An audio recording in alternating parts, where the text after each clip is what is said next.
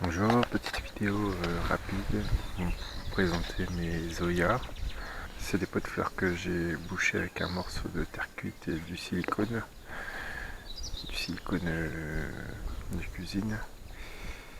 Donc voilà, là, on voit bien ce qui se passe quand elles sont pleines. Donc je les ai mis en eau pendant 24 heures, même un peu plus, 2 jours quoi. Et on voit que ça perle en fait.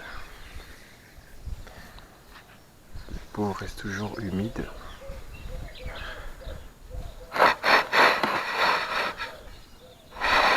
Voilà. Ça reste toujours humide. Ça prendra. Voilà, c'est ça qui se passe, c'est ça ce phénomène. Ça perle. Soit ça perle, soit la surface reste humide en fait. Voilà, donc je vais les mettre en place ici et sûrement là-bas. À savoir que j'en ai déjà remis une ici. J'en ai une ici et une ici. Donc s'il m'en fera 5 au lieu de 3 l'année dernière. À savoir que l'année dernière avec 3 zoyas, bon, ça a été disposé un peu différemment. Mais en tout cas ça a très bien marché. J'ai pas eu à arroser mes tomates, j'ai juste rempli les zoyas quand elles se vidaient.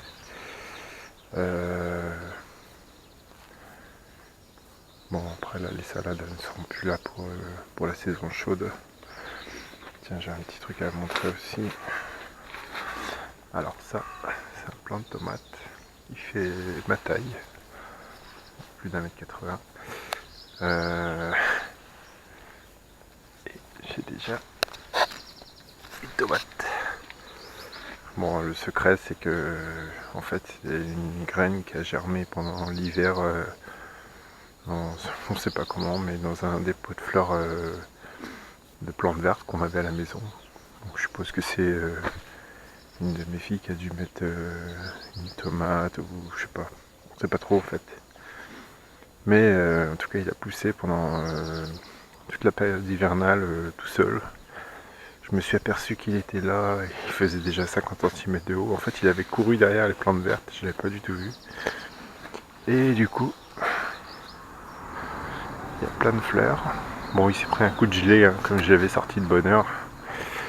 Il s'est pris un coup de gelée, mais bon, il s'en remet. On voit qu'il repart. On voit que les plantes, les têtes, elles sont bien vertes. Là où ça a gelé, bon bah, ça c'est devenu tout marron, tout sec. Puis je l'ai replanté dans un pot, parce qu'à l'époque où je l'ai mis dans la serre, il y avait encore des gelées, donc j'avais pas mis. La terre n'était pas assez réchauffée.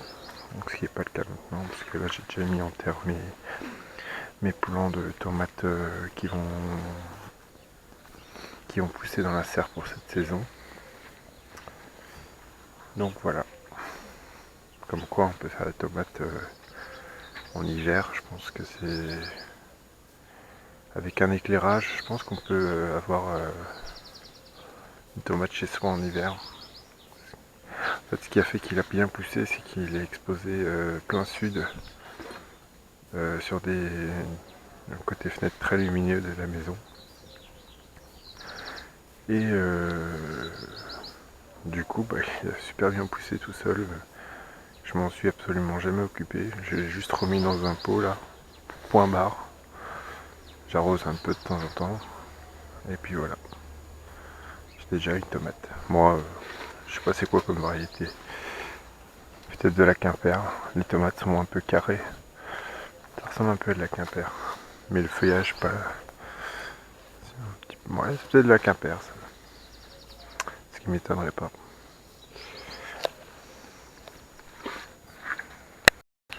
Donc là, je procède au trou pour mettre l'Oya.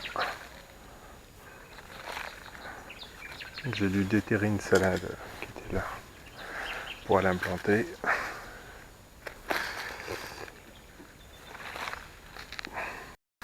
Donc voilà, j'ai creusé le trou, donc bien profond, de bonne taille par rapport à mon pot de fleurs, qui fera et maintenant ce que je vais faire, comme c'est de la terre extrêmement argileuse, Et donc c'est difficile de transmettre l'humidité quand elle est trop compacte. Je vais mettre un peu de cailloux au fond pour réguler un peu la diffusion de l'eau.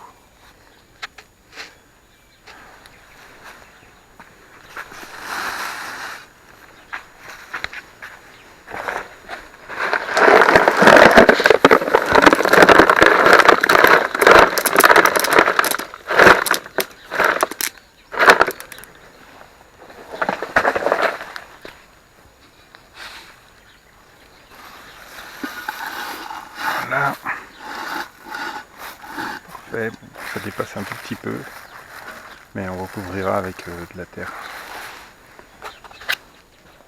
Et maintenant ce que je vais faire, je vais mettre un peu de cailloux autour.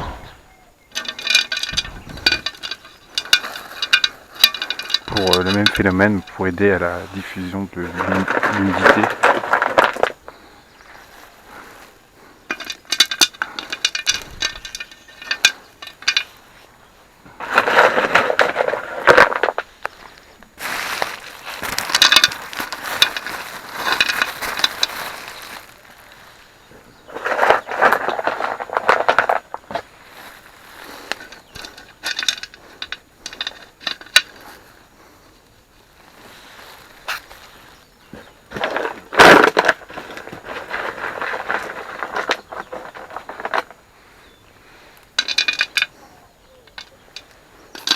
Voilà.